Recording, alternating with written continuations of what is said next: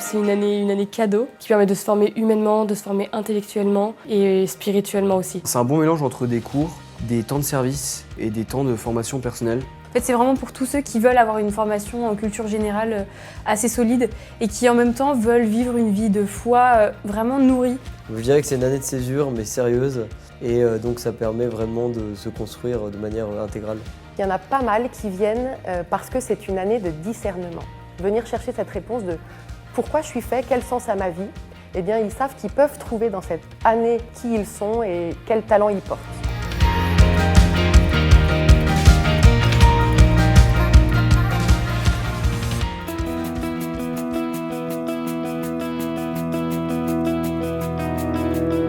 Le CAP est un institut qui est à mi-chemin entre deux formules. Une formule école de vie et de prière, qui existe déjà dans le paysage actuel, et puis une formule faculté privée, institut supérieur en humanité. C'est un mélange des deux.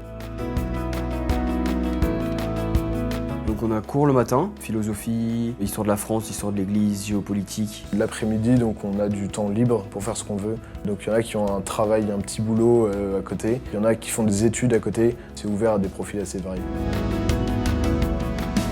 Ça crée une certaine émulation parce que quand même, on a des gens qui sont assez convaincus, qui sont aussi éventuellement en recherche. Mais on est là pour montrer quelle est la recherche de la vérité.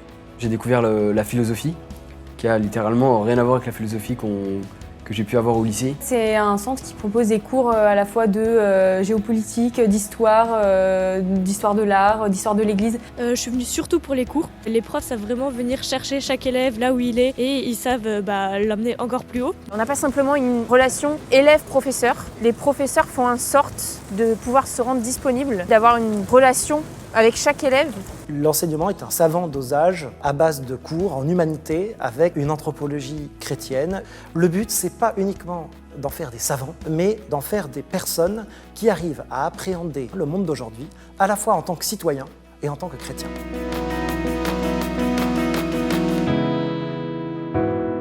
Chacun a un peu des engagements dans la paroisse. Les après-midi sont libres et on nous demande quand même de rendre quelques services ou apostolats pour la paroisse. Il peut y avoir le groupe Spes Misericordia, la chorale, les maraudes. On leur propose toute une série de services dans lesquels ils peuvent se réaliser, alors c'est à eux de choisir. Il y en a qui vont donner des cours de catéchisme, participer à un patronage, d'autres à des maraudes, s'impliquer dans la chorale paroissiale, d'autres faire de l'accueil. Ils reçoivent beaucoup, mais ils se donnent beaucoup. C'est une vie complètement en communauté de colocataires. Donc le fait de vivre tous ces moments ensemble, ça nous rapproche beaucoup. La coloc, ce qui est sympa, c'est qu'on n'est jamais tout seul. Quand il y a des moments difficiles, on peut un peu se ressourcer dans les autres, ils sont toujours là pour nous aider. Et aussi, ça permet de nouer des vraies amitiés, parce que c'est des personnes qu'on n'aurait pas forcément rencontrées à côté, mais c'est des amis qu'on va garder pour toute la vie. Donc en fait, c'est ce triptyque, vie intellectuelle, vie amicale et fraternelle, et puis vie spirituelle, qui forme l'équilibre du CAP. Chacun y vient avec ses propres interrogations, chacun y vient pour des raisons différentes. CAP Sud me permet vraiment d'avoir un socle commun avec tout un groupe de jeunes qui ont des profils super diversifiés. Le CAP, c'est vraiment une occasion parfaite de réfléchir à ce qu'on veut vraiment et de prendre le temps d'étudier, de grandir spirituellement, de se mettre au service. On vit ensemble, on grandit ensemble, on apprend ensemble, et le tout dans un cadre vraiment sympa.